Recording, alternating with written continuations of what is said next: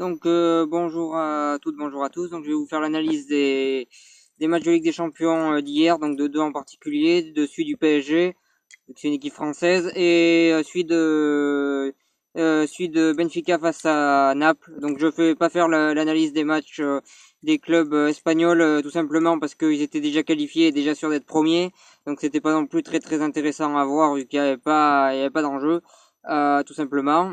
Voilà, je voulais faire une petite parenthèse par rapport au match du PSV hier. Il devait gagner il devait gagner hier pour jouer de la Ligue Europa. J'ai eu l'impression qu'ils n'avaient pas du tout envie de jouer. Ils avaient aucune envie de se qualifier pour la Ligue Europa. Bon, ça, à la limite, c'est leur problème. Par contre, je pense que leur attitude, bon, ils ont commencé à jouer un quart d'heure de la fin à peu près, hein, et encore à jouer, je suis gentil. Je pense que leur attitude, elle est complètement irrespectueuse parce que le public, ils étaient venus en nombre, le stade, il était presque plein. Donc ils savaient très bien, le public, ils allaient pas se qualifier dans cette poule, à part un exploit, parce il y avait l'Atlético et le Bayern qui font partie des 5 meilleures équipes d'Europe à l'heure actuelle. Mais au moins ils auraient pu jouer et essayer de se qualifier en Europa League pour leur public qui s'est déplacé, qui donne énormément pour ce club, comme pour d'autres clubs, mais en tout cas leur public qui donne énormément pour le club. Le stade était plein et ils n'ont pas été capables de se forcer au moins pour essayer au moins de gagner. Donc je trouve leur attitude un petit peu lamentable de la part des joueurs. C'est dommage parce qu'ils étaient en train de créer un truc depuis 2-3 ans en plus. Voilà, je trouve vraiment leur attitude un peu dommageable, on va dire. Pour en revenir aux analyses des autres clubs, le PSG donc il fait 2-2 face à Ludogorets. Non, c'est pas une blague. Pour ceux qui n'ont pas vu, ils ont vraiment fait 2-2.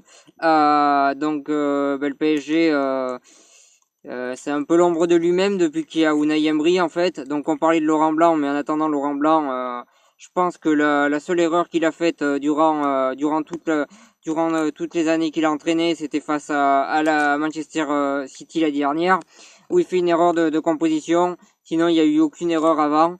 Il a gagné pas mal de compétitions, fallait quand même les gagner les coupes, même si ça reste que des coupes nationales. En Ligue des Champions, il a perdu face à meilleur que lui la plupart du temps, à part la dernière où il fait une erreur.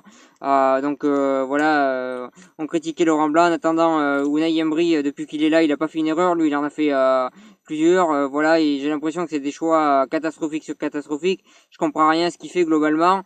Il met Ben Arfa au placard à un moment, maintenant il revient titulaire.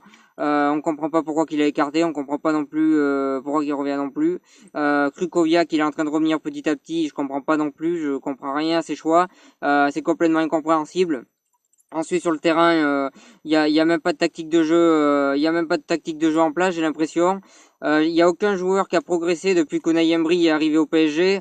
En tout cas, j'en vois aucun qui a progressé depuis que l'équipe qu'il est arrivé au PSG. Voilà, c'est catastrophique presque, j'ai envie de dire, pour une équipe comme le PSG d'avoir des résultats comme ils l'ont à l'heure actuelle.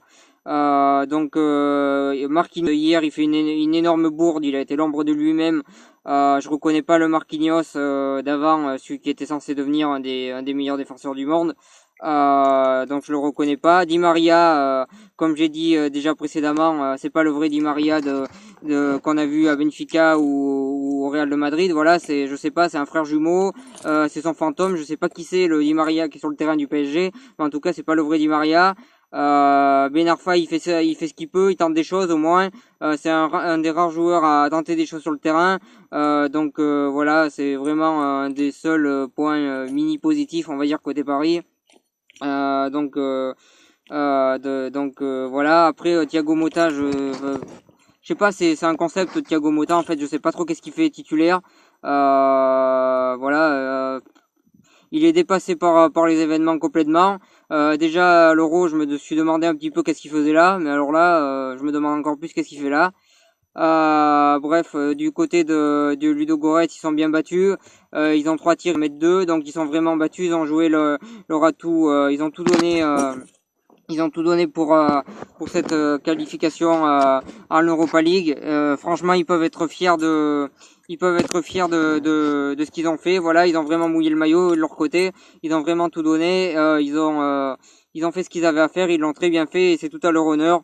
Donc côté parisien, c'était très fébrile en défense hier. Voilà, ça passait très facilement. En attaque, ils ont raté aussi énormément d'occasions. Alors Cavani, c'est peut-être le seul qui, voilà, Cavani, on peut le critiquer, mais en attendant, il met pratiquement un but par match. Donc c'est vrai qu'il rate beaucoup d'occasions, mais en même temps, j'ai jamais vu des attaquants mettre 4 ou 5 buts par match, pratiquement tous les matchs. Donc je suis pas sûr que le problème numéro un à l'heure actuelle du PSG, ça soit Cavani. Ils ont beaucoup de questions à se poser, surtout qu'ils ont un match très important très prochainement face à Nice. Sur le terrain, il se passe rien du tout. Voilà, depuis qu'il y a Unai Emery, il n'y a pas vraiment de jeu, il n'y a rien de fluide. Voilà, il s'est empiré, donc on critiquait Laurent Blanc. On aime bien critiquer les entraîneurs français, mais à un moment donné, on le remplace par un entraîneur espagnol qui a quand même fait un parcours honorable en coupe avec Séville, qui a jamais rien fait en championnat, quand même, pour le préciser. Mais enfin, jamais rien fait d'exceptionnel. Voilà, il a fait le minimum syndical en championnat. Mais en tout cas, on voit que c'est difficile avec lui. Donc ça veut dire que peut-être Laurent Blanc, c'était peut-être pas si mal que ça. On aime bien sous-coter les entraîneurs français, je pense, c'est un petit peu dommage. Donc voilà sur ce match. Donc pour aller au deuxième match, donc Benfica face à Naples, donc le match qui avait le plus de suspense avant les matchs qui avaient le plus de suspense pour la qualification. Bon après il y a eu plus du tout de suspense vu que le Beşiktaş a perdu chez le club ukrainien, à qui je félicite d'avoir joué le jeu, et de belle manière, vu qu'ils ont même gagné 6-0 face au Beşiktaş. Donc bravo à eux, ils ont joué le jeu. Grâce à eux, le Benfica Lisbonne est qualifié. Donc voilà. Donc le Benfica est qualifié avec seulement 8 points. Donc ils ont fait 2 matchs face au Beşiktaş qu'ils ont quand même dû gagner. Ils prennent à chaque fois des buts dans les dernières minutes. Donc quand tu gagnes 3-0 comme la dernière fois face au Beşiktaş, je pense qu'à mon avis tu dois gagner le match. Là, si t'as pas un surplus de confiance en toi, le match tu dois le gagner amplement. Voilà, il n'y avait pas photo, ils auraient dû le gagner ce match alors qu'ils menaient 3-0 à la mi-temps. Donc ils ont fait beaucoup d'erreurs défensives, ils ont été méconnaissables en deuxième mi-temps. Heureusement qu'à la fin ils finissent par être qualifiés grâce à un coup du sort qui vient pas d'eux. Bon, ils ont quand même fait des matchs honorables quand même. Mais en tout cas hier ils ont été assez fébriles, ils ont été très stressés par l'enjeu, ça s'est ressenti. On n'a pas reconnu réellement le jeu de Benfica habituel. Donc voilà. Le point vraiment positif côté Benfica, c'est qu'ils ont un gardien très fort qui a tout pour devenir un des meilleurs gardiens du monde dans l'avenir. Voilà, pour moi c'est déjà le meilleur gardien brésilien à l'heure actuelle. Je suis pas sûr qu'il y en a de meilleur brésilien. Le point négatif à Benfica, c'est de continuer à faire jouer Luisao. Donc Luisao, ça fait des années qu'il est au Benfica, il aurait pu partir, il est toujours resté. C'est un petit peu l'emblème du club, c'est l'emblème du club, c'est pas un petit peu, c'est l'emblème du club. C'est énorme ce qu'il a fait à Benfica, je remets pas ça en cause, tout simplement, mais en ce moment, il est quand même très lent, il a quand même 35 ans, il est en fin de carrière, et d'ailleurs on le voit sur le deuxième but de Naples où il bouge pas. D'ailleurs l'attaquant Mertens il fait une feinte pour essayer de le dribbler, mais en fait comme il bouge pas, il est obligé de refaire une deuxième feinte. Enfin bon, bref, lui il a pas bougé, il aurait pu tirer. Bon, il est un petit peu l'ombre de lui-même à l'heure actuelle. Alors déjà avant il était là, mais en plus j'ai regardé sur les replis défensifs après les corners, le temps qu'il se replace, je pense que ils ont le temps de faire une contre-attaque et de revenir derrière, qu'il est toujours au milieu lui. Donc ça serait bien de l'écarter. Après, il faut vraiment un entraîneur de caractère pour l'écarter parce que ça reste quand même un symbole du club. On sait que quand on enlève un symbole du club, ça peut faire polémique, comme Totti à la Roma par exemple. Mais ça serait bien de l'enlever parce qu'à l'heure actuelle, il a plus sa place titulaire. Ça serait bien de donner la chance à quelqu'un d'autre qui aura tout à fait sa place titulaire à sa place. Donc pour parler aussi du Napoli, ils ont fait un beau match. Ils ont eu du mal à rentrer dans le match parce qu'ils étaient aussi tétanisés par l'enjeu qui était énorme.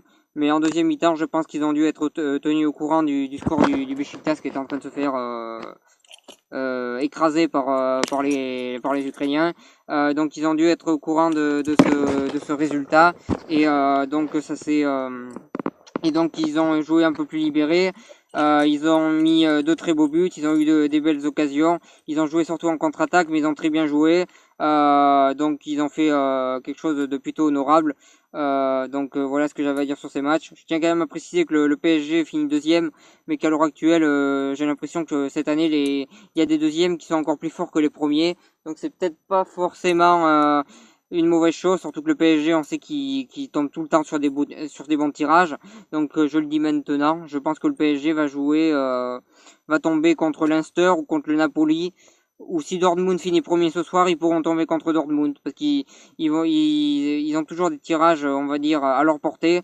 Et donc je pense qu'ils vont avoir un tirage comme ça ce coup-ci aussi. Donc voilà. Je voulais vous dire, n'hésitez pas à mettre vos clubs de cœur en commentaire, donc n'importe qui que ce soit. Hein. Je vois souvent des commentaires quand on sur des questions Facebook. Est-ce que le FC Lorient ça compte ou comme ça quand on vous des clubs et qu'on met en photo bien sûr les gros clubs. Donc je vous le dis maintenant, si vous supportez le FC Lorient, dites-le. Voilà, dites-moi tous vos clubs de cœur. Voilà, même s'il y en a 8, s'il y en a 10, écrivez-les tous en commentaire ou sur les réseaux sociaux. Voilà, c'est juste pour savoir les clubs, vos clubs de cœur. Voilà. Donc je vous souhaite une bonne continuation. Merci d'avoir suivi ma vidéo. N'hésitez pas à partager, à liker, à en parler autour de vous. Et je vous souhaite une très bonne continuation.